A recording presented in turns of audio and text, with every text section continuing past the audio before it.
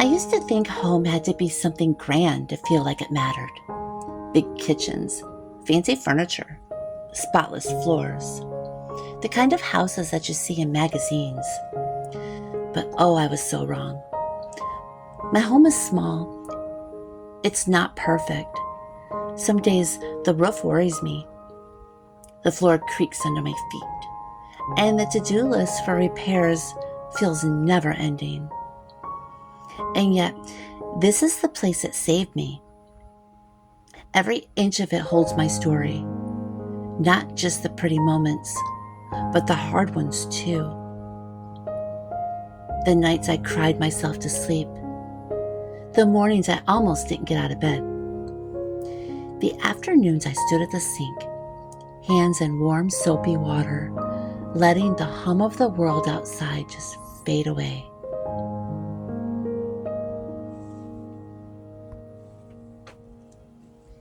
People sometimes ask how I can stay so positive after everything I've been through.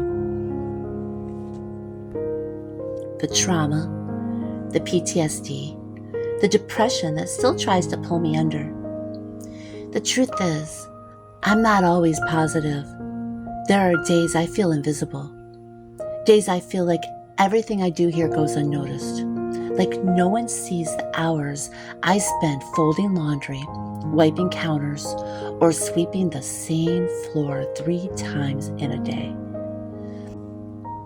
But here's what I've learned. Home isn't about who notices.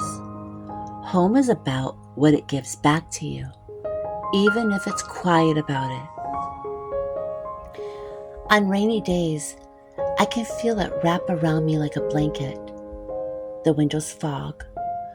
The roof hums under the steady beat of rain. And the air smells like coffee and cinnamon. I light a candle, take a deep breath. Suddenly the world outside, it feels so far away. Safe, still, sacred.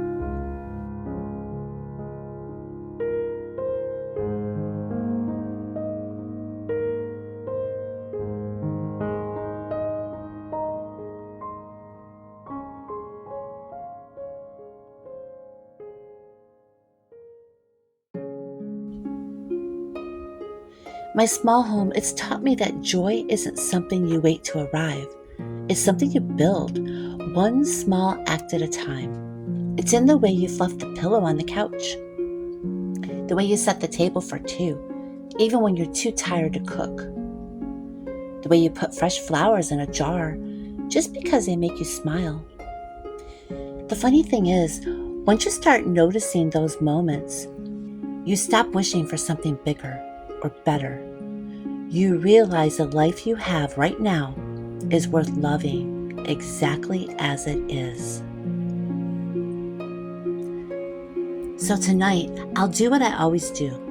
I'll close the curtains, put the tea kettle on, and listen to the rain tapping on the roof.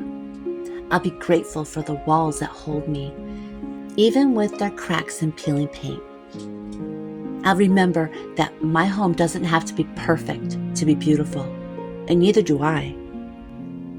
Because love, real love, is built in the quiet.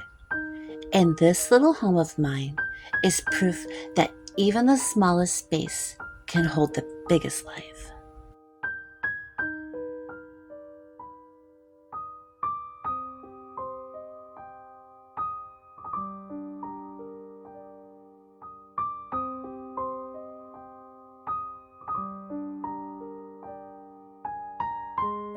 I love my home more in moments like this.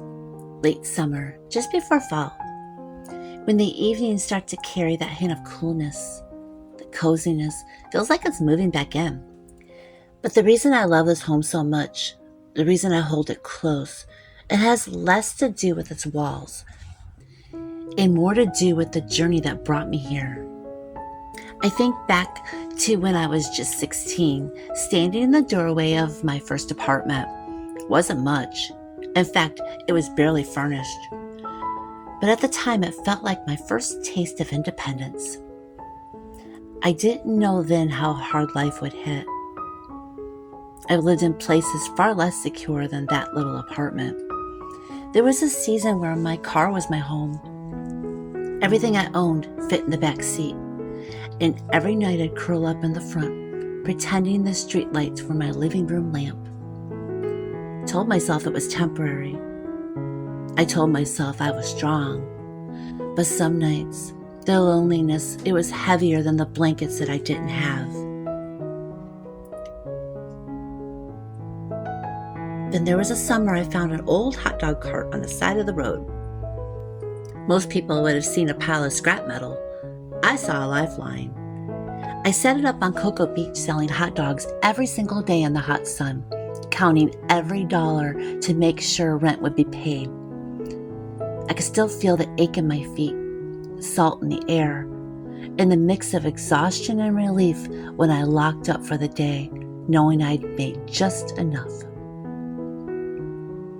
Then the darkest season, the night I gathered my 3 toddlers and my swollen, pregnant belly and slipped out of the house while the rest of the world slept. We ran to a shelter for women escaping domestic abuse. I remember the sound of my children breathing beside me that first night, the hum of the fluorescent light in the hallway, the way the air felt thick with both fear and safety. I had no idea what would happen next, only that we were out and we were together.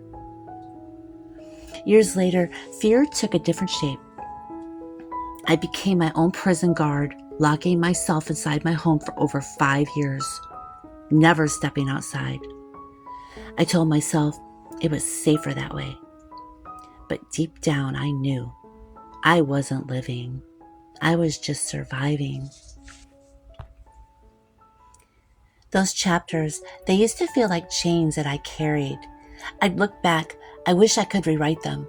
Wish I could have lived a normal life. Wish I could have skipped the hard parts. But now I see them differently. Because those years carved strength into me. They taught me courage in the moments that I felt most powerless. They showed me how to stand up after hitting the bottom, not once, but over and over again. And without them, I would not be the woman that I am today.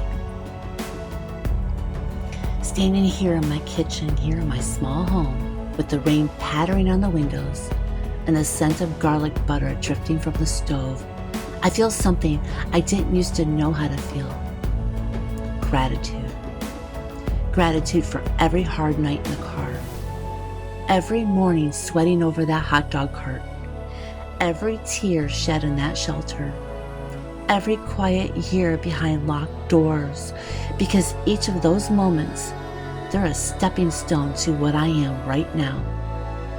Today. Right here in this moment. Here, where the sound of rain doesn't mean danger. Here, where the walls around me hold safety instead of fear. Here, where I can open my door and my heart without flinching. If you're in a hard place right now, I want you to hear this. You may not see it yet, but there will come a day when the very moments that try to break you, they're going to be the ones that build you. You will sit in your own safe space one day, and the air is going to feel different. You will breathe deeper, and you are going to look around and you're going to realize you made it. Maybe you'll even find yourself listening to the rain, smiling to yourself and thinking, this is home.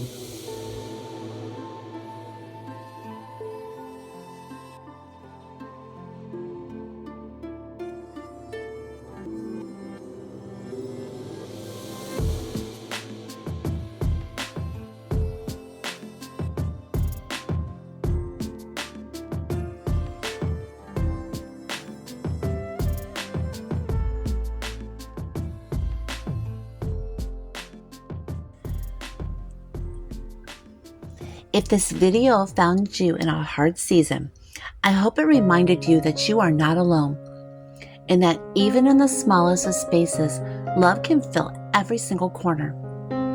Your story isn't over. Your safe place is coming.